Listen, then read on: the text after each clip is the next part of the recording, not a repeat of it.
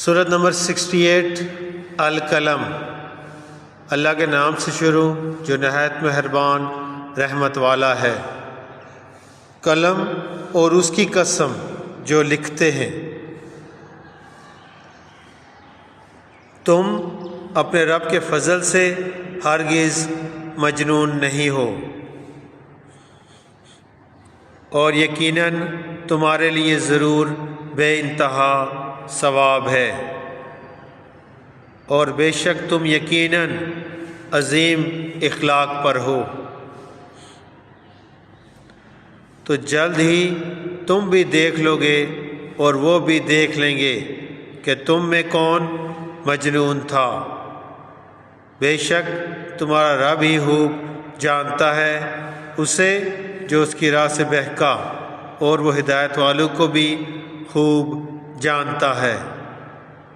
تو تم جھٹلانے والوں کی بات نہ سننا، انہوں نے تو یہی خواہش رکھی کہ کسی طرح تم نرمی کرو تو وہ بھی نرم پڑ جائیں، اور ہر ایسے آدمی کی بات نہ سننا جو بڑا قسمیں کھانے والا، ذلیل،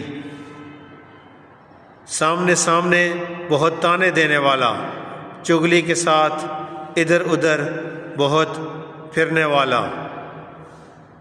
بالائی سے بڑا روکنے والا، حد سے بڑھنے والا، بڑا گنہگار، سخت مزاج، اس کے بعد ناجائز پیداوار ہے۔ اس بنا پر بات نہ مانو کہ وہ مال اور بیٹوں والا ہے۔ جب اس پر ہماری آیتیں پڑھی جاتی ہیں تو کہتا ہے کہ اگلوں کی کہانیاں ہیں، قریب ہے کہ ہم اس کی سور کی سی تھونی پر داغ دیں گے۔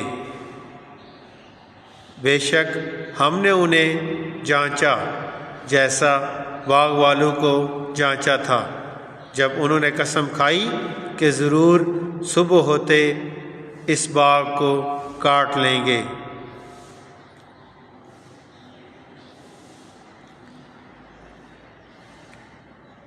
اور انشاءاللہ نہیں کہہ رہے تھے تو اس باغ پر تیرے رب کی طرف سے ایک پھیری کرنے والا پھیری کر گیا جب وہ سو رہے تھے، تو صبح کے وقت وہ باغ سیاہ رات کی طرح ہو گیا۔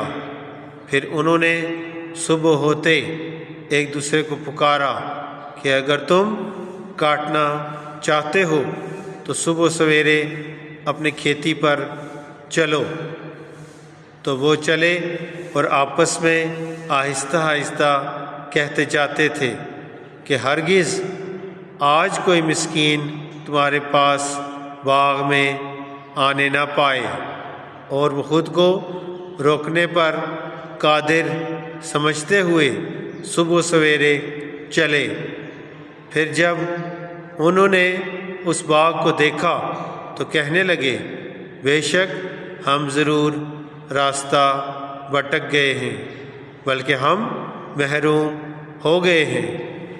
ان میں جو بہتر تھا اس نے کہا کیا میں تم سے نہیں کہتا تھا کہ تم تسبیح کیوں نہیں کرتے؟ انہوں نے کہا ہمارا رب پاک ہے، بے شک ہم ظالم تھے۔ پھر وہ ایک دوسرے کی طرف ملامت کرتے متوجہ ہوئے، بولے ہائے ہماری خرابی، بے شک ہم سرکش تھے۔ امید ہے کہ ہمارا رب ہمیں اس سے بہتر بدل دے، یقیناً اب ہم اپنے رب کی طرف ہی رغبت رکھنے والے ہیں۔ سزا ایسی ہوتی ہے، اور بے شک آخرت کی سزا سب سے بڑی ہے۔ کیا یہ اچھا ہوتا اگر لوگ جانتے۔ بے شک ڈر والوں کے لیے ان کے رب کے پاس چین کے باغ ہیں۔ تو کیا ہم مسلمانوں کو مجرموں جیسا کر دیں؟ تمہیں کیا ہوا؟ کیسا حکم لگاتے ہو؟ کیا تمہارے لیے کوئی کتاب ہے جس میں تم ایسی بات پڑھتے ہو کہ تمہارے لیے قیامت کے دن میں ضرور وہ سب کچھ ہے جو تم پسند کرو، یا تمہارے لیے ہم پر قیامت کے دن تک پہنچتی ہوئی کچھ قسمیں ہیں کہ ضرور تمہیں وہی کچھ ملے گا جو تم فیصلہ کرو گے۔ تم ان سے پوچھو کہ ان میں کون اس کا ضامن ہے، یا ان کے لیے کچھ شریک ہیں تو وہ اپنے شریکوں کو لے آئیں اگر سچے ہیں۔ جس دن معاملہ بڑا سخت ہو جائے گا اور کافروں کو سجدے کی طرف بلایا جائے گا تو وہ اس کی طاقت نہ رکھیں گے، ان کی نگاہیں نیچی ہوں گی، ان پر ذلت چڑھ رہی ہوگی، اور بے شک انہیں دنیا میں سجدے کی طرف بلایا جاتا تھا جب کہ وہ تندرست تھے۔ تو جو اس بات کو جھٹلاتا ہے اسے مجھ پر چھوڑ دو، عنقریب ہم انہیں آہستہ آہستہ وہاں سے لے جائیں گے جہاں سے انہیں خبر بھی نہ ہوگی، اور میں انہیں ڈیل دوں گا، بے شک میری خفیہ تدبیر بہت پکی ہے۔ یا کیا تم ان سے اجرت مانگتے ہو کہ وہ تعاون میں